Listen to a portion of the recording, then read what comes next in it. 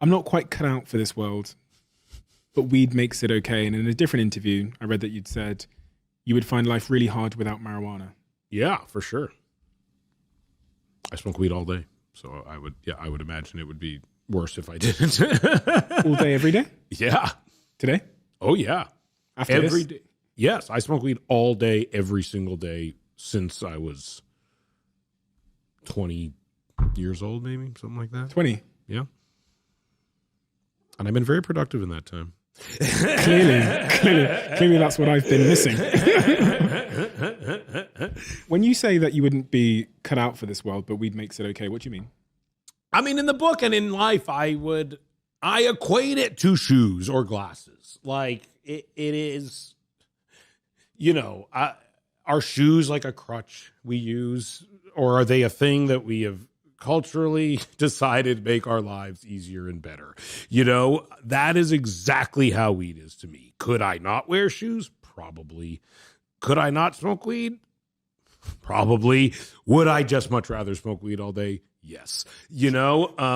And it's the same. That is how I view it. It only makes my journey through this life more comfortable, more palatable, easier to process, easier to manifest the things that I want to do, exactly how I would be trying to do the same things I do in my life without shoes on or without my glasses on or without a jacket on. That is what it would be like for me to do it without smoking weed all day. I could probably do it. It would just be a bit more of a fucking pain in the ass. So that Seth Rogan that didn't smoke weed all day, every day, what do you believe his life would be, how his life would be different? I would not probably have a weed company. I probably wouldn't have made the movie Pineapple Express. I maybe wouldn't. I mean, who the fuck knows? I maybe wouldn't have conceived of a lot of the things I've conceived of over the years. Weed has been always like a very powerful social element for me and my friends. We've hung out. A lot of the ideas we've come up with hanging out and smoking weed. You don't come up with the movie Sausage Party, not hanging out and smoking weed.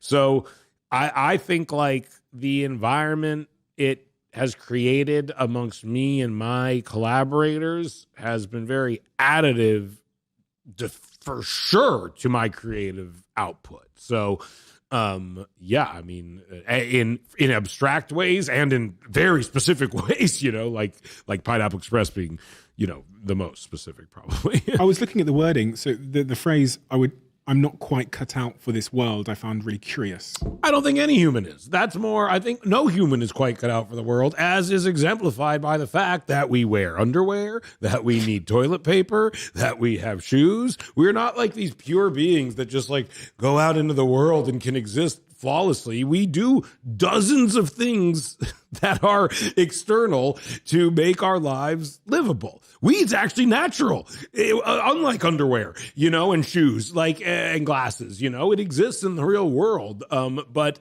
that is part of my premise: is no human is quite cut out for this world. Everyone has things they use to make their lives livable.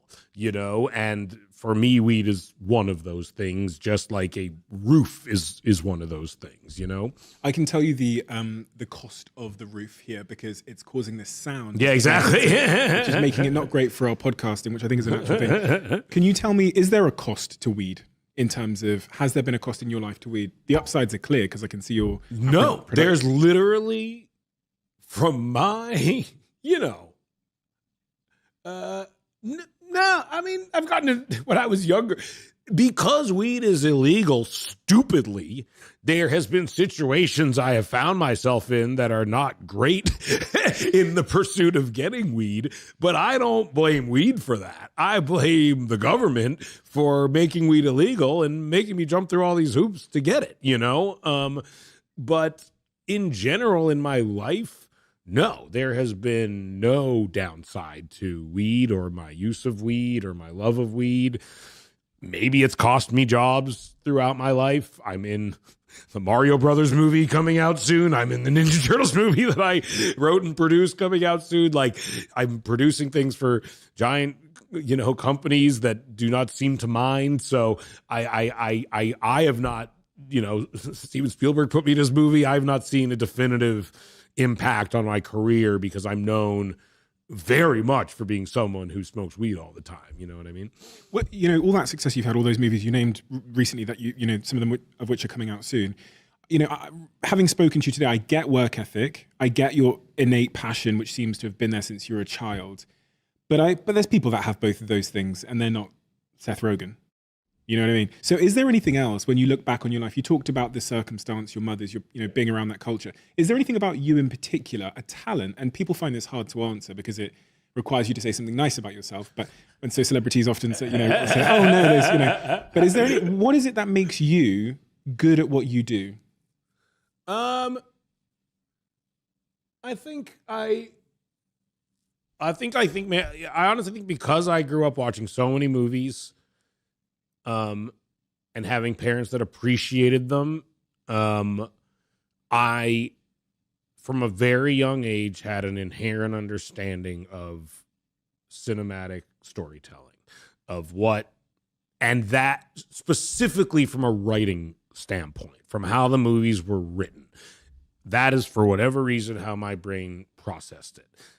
How the characters were introduced, how the conflicts between them were set up, how they played out throughout the movie, how they resolved themselves or didn't resolve themselves throughout the movie, how they manifested in set pieces and sequences that exemplified the conflicts and the themes and the tensions between the characters.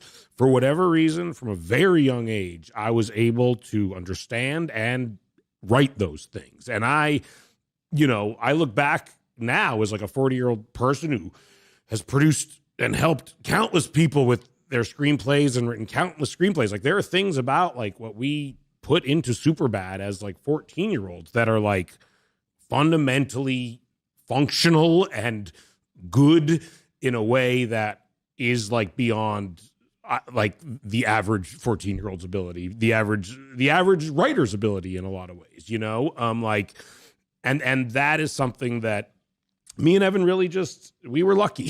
Like we got it. And I think honestly, as an actor, I mostly credit my ability to act through a writing lens. And I think as an actor, I understand what the story needs. I understand how that character needs to affect things, what that character needs to do in order for this story to be told effectively.